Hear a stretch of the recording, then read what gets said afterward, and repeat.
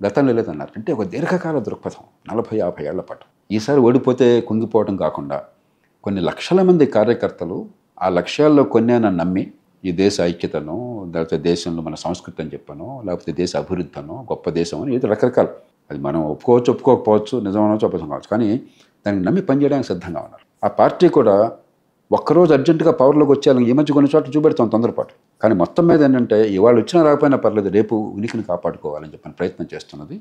వెనకాల బహుశా అధికారానికి దూరంగా ఉన్నా కూడా బీజేపీని ఎంతో కొంత నియంత్రించేటువంటి ఆర్ఎస్ఎస్ ఉండడం కూడా కారణం కావచ్చు. ఎందుకంటే ఆర్ఎస్ఎస్ మీరు వాళ్ళని సమర్థించవచ్చు, వ్యతిరేకించవచ్చు, కానీ వాళ్ళ చిత్తశుద్ధిని, అంకిత భావాన్ని, దీర్ఘకాల దృక్పథాన్ని ఎవరు కాదన్నారు. 60-70 ఏళ్లుగా నిరంతరం త్యాగాలు చేస్తూ ఏమీ ఆశించకుండా పెళ్లి పెటాకులు కూడా మానేసుకుని ప్రపంచంలో నాకు తెలిసి క్యాథలిక్ మతంలో ప్రీస్టులు తప్ప ఒక మత సంస్థ కాంది, మతం కాంది, చర్చి కాంది, పెళ్ళిళ్ళు కూడా మానేసే ప్రచారకులుగా జీవితం అంతా అంకితం కావడం ఇంకో ఏ సంస్థకి ప్రపంచంలో లేదు.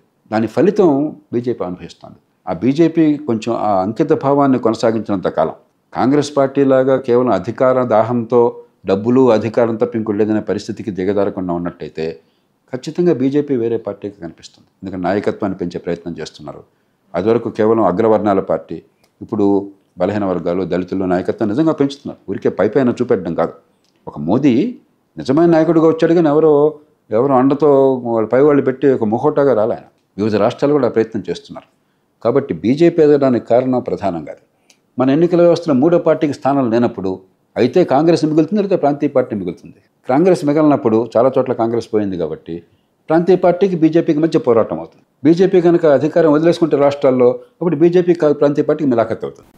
నరేంద్ర మోదీ గారిని గుజరాత్ నుంచి మొదలుకొని మొన్నటి వరకు ముఖ్యమంత్రి అయినప్పటి నుంచి ఇప్పటి వరకు ప్రతిసారి ఆయన ప్రభుత్వం ఫుల్ మెజారిటీతో ఉన్న ప్రభుత్వం. గుజరాత్లో అంతే 3 సార్లు ముఖ్యమంత్రిగా ఉన్నప్పుడు, తర్వాత ప్రధానమంత్రిగా వచ్చిన 2 సార్లు అంతే. ఈ ఒక్కసారి ఆయన ఒక మైనారిటీ ప్రభుత్వానికి నాయకత్వం వహిస్తారు. మైనారిటీ కాదు, సంకీర్ణ ప్రభుత్వం, మెజారిటీ ప్రభుత్వం. ఓకే, చాలామంది పదం వాడుతున్నారు. వాస్తవం clear majority for the government. అయితే ఈ సంకీర్ణ ప్రభుత్వాన్ని నడిపేటువంటి అలవాటు, అనుభవం నరేంద్ర మోదీ గారికి లేవు, లేక ఆ రకమైన తత్వం కూడా లేదు ఆయనకి.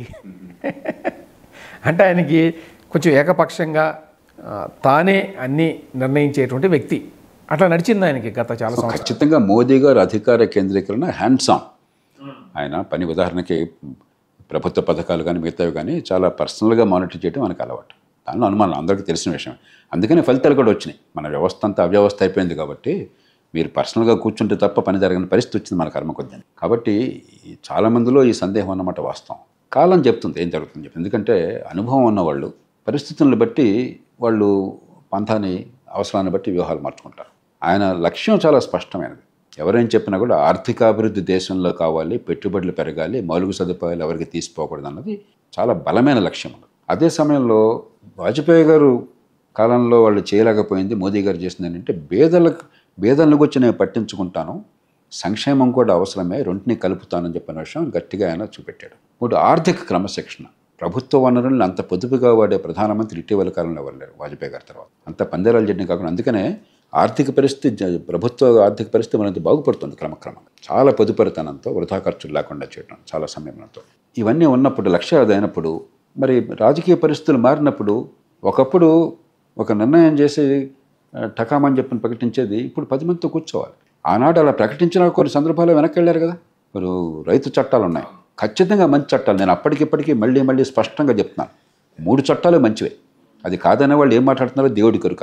దానిలో వాస్తవమో లేదు, తర్కమో లేదు, ఏదో మాట్లాడుతున్నాం అంతే రాజకీయం కోసం. కానీ వెనక్కి వెళ్ళాల్సి వచ్చింది. ఎందుకని? భారతదేశంలో పార్లమెంట్లో మెజారిటీ ఒక వంక, ప్రజల్లో మొత్తం మీద ఏకాభిప్రాయంతో సాధించకపోయినట్టయితే పార్లమెంట్లో మెజారిటీ ఉన్నా కూడా ప్రభుత్వాలు కష్టంలో పడతాయి. రాజీవ్ గాంధీ గారికి 415 సీట్లు ఉన్నాయి. 1987 తర్వాత పరిపాలన ఆగిపోయింది చివరి 2 ఏళ్ల పాటు. కాబట్టి మెజారిటీ అవసరం, కానీ మెజారిటీ వల్లే పరిపాలన నడవదు.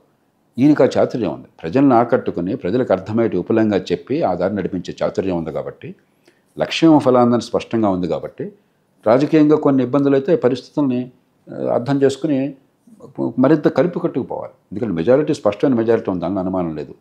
అది పోయే మెజారిటీ కూడా కాదు. ఎవరో రకరకాలు అనుకోవచ్చు, కానీ ఇదేదో మన దేశంలో జాతీయ స్థాయిలో అంత తేలిగ్గా మెజారిటీలు పోవు. అది అంత తేలిక కాదు.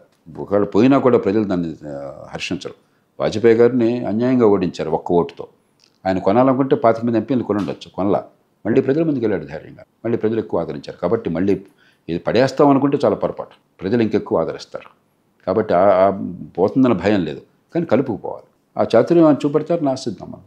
ఎందుకంటే ఈవేళ భారతీయ జనతా పార్టీలో కార్యకర్తలు కానీ దేశంలో అత్యధికంగా నమ్మే మనిషి నరేంద్ర మోదీ గారు. అంతకంటే సమర్థులు ఉండొచ్చు నా దృష్టిలో. అంతకంటే సమర్థంగా పనిచేసే వాళ్ళు ఉన్నారు భారతదేశంలో. కానీ ప్రజాస్వామ్యంలో మీ సామర్థ్యం ఎంత, మీ గొప్పతనం ఎంత కాదు కావాల్సింది.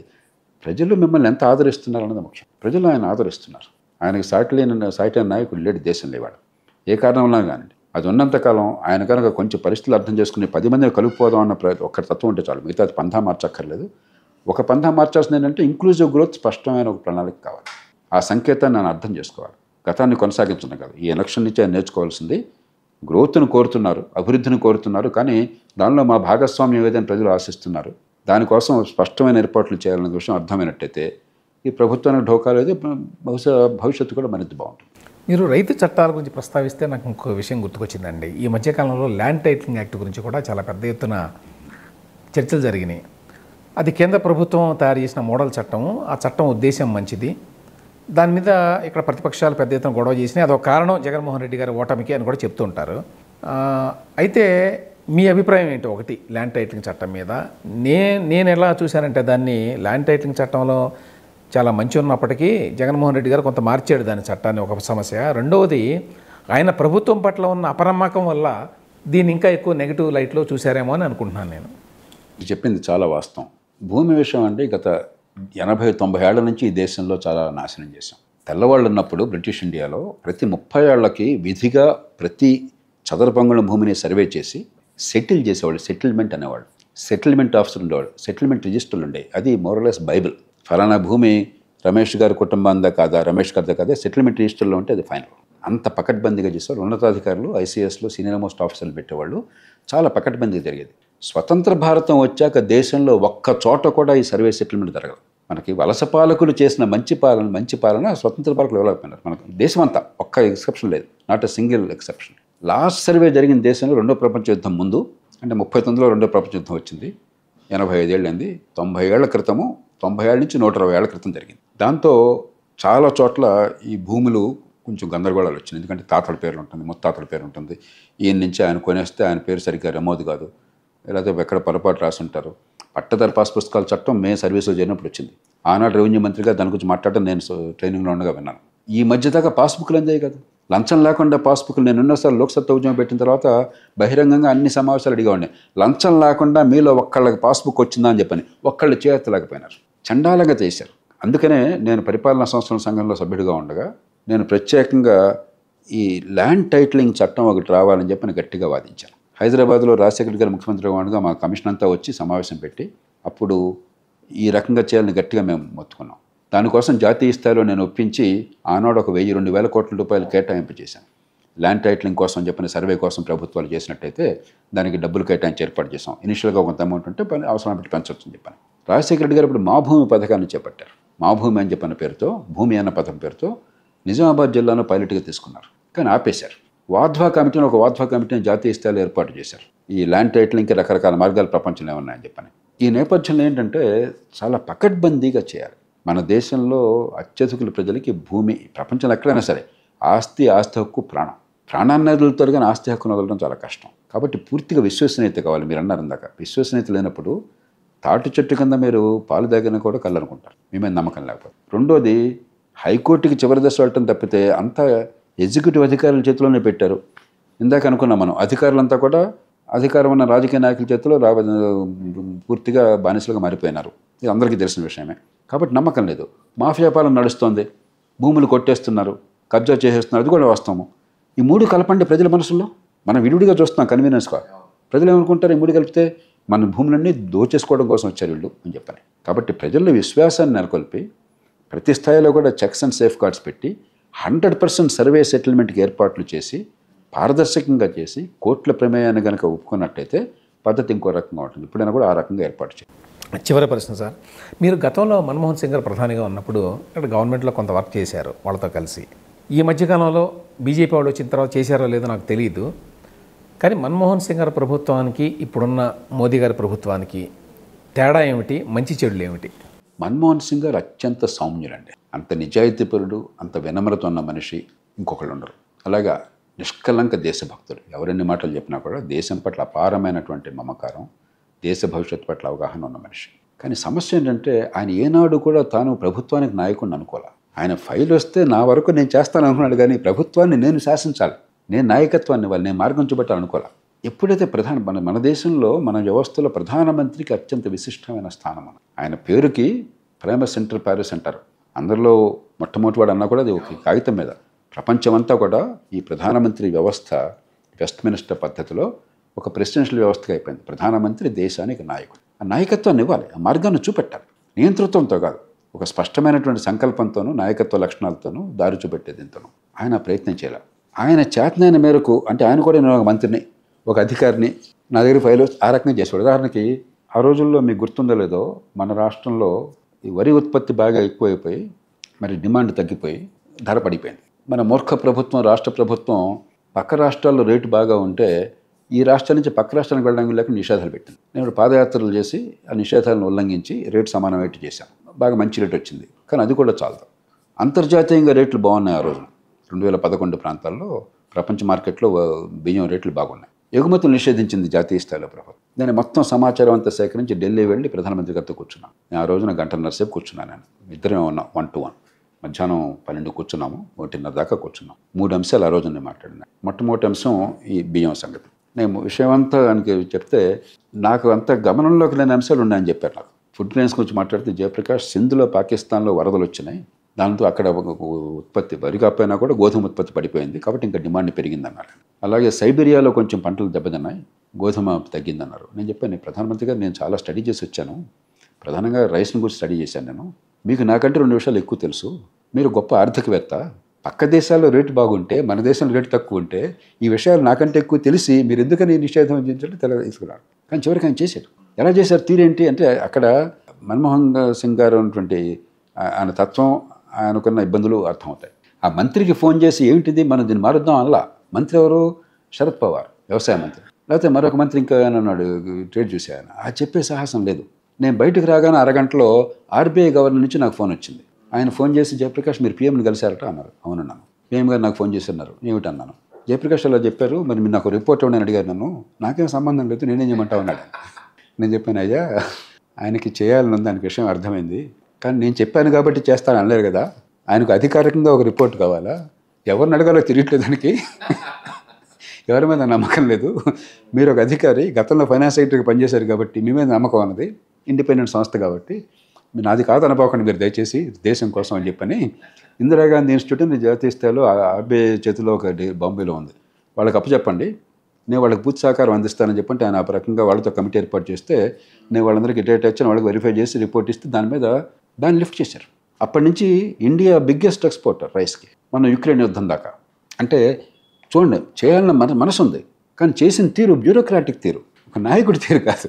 రెండో ఉదాహరణ, ఒకరోజు నేను ఆయన కూర్చున్నప్పుడు ప్రధానమంత్రి గారు నాతో చాలా ఆవేదనతో చెప్పారు, జయప్రకాష్ 72 గంటల నుంచి 3 రోజుల నుంచి ఒక్క ముద్ద దిగలేదు, నాకు చాలా ఆవేదనగా ఉందన్నాడు. I did not have a morsel of food అన్నాడు.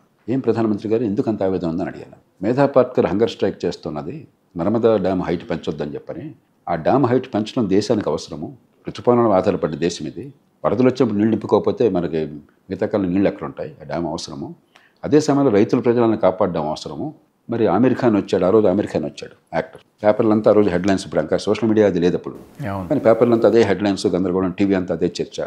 నాకేం చేయాలో అర్థం కావట్లేదు. మీరు ప్రధానమంత్రి గారు, మీరు దేశ నాయకుడు, మీరు ఫ్రంట్ మీరు లీడ్ చేయాలి, కానీ మీలో ఇంత నిరాశ అక్కర్లేదు, మీరు లీడ్ ఫ్రంట్ అంటే ఏం చేయమంటావు అన్నాడు. మీరు నాకేం చెప్పారో అది కరెక్ట్ అయిన వాదన. మీరు అన్ని పార్టీలతో సమావేశాన్ని సాయంత్రం రేపు పొద్దున ఏర్పాటు చేయండి. సో ఆల్ పార్టీ మీటింగ్ పెట్టండి, వాళ్ళ ముందు మీరు నాతో చెప్పిందే చెప్పండి, నేను 100% ఐఎమ్ సర్టన్ అన్ని పార్టీలు అంగీకరిస్తాయి. పార్టీలకి విజ్ఞత ఉన్నది, ఈ దేశ ప్రయోజనాలు, రైతుల ప్రయోజనాలు వాళ్ళకి తెలుసు, వాళ్ళంతా అంగీకరిస్తారు. అప్పుడు మీరు 24 hour టీవీ ఛానల్స్ మీకు అడిగితే మీరు ఎవరు కాదంటారు, ప్రధానమంత్రి మాట్లాడతానంటే అడ్రస్ ద నేషన్ అని టెల్ దెమ్, రేపటికల్లా సమస్య పోతున్నాను. ఆయన క్షణంలో వచ్చి, జయప్రకాష్ అట్లా కాదన్నారు. అలా కాదండి, మీరు ప్రధానమంత్రి, మీరు నాయకుడు, మీరు నా మాట నన్ను చొరవ తీసుకోండి అన్నాడు.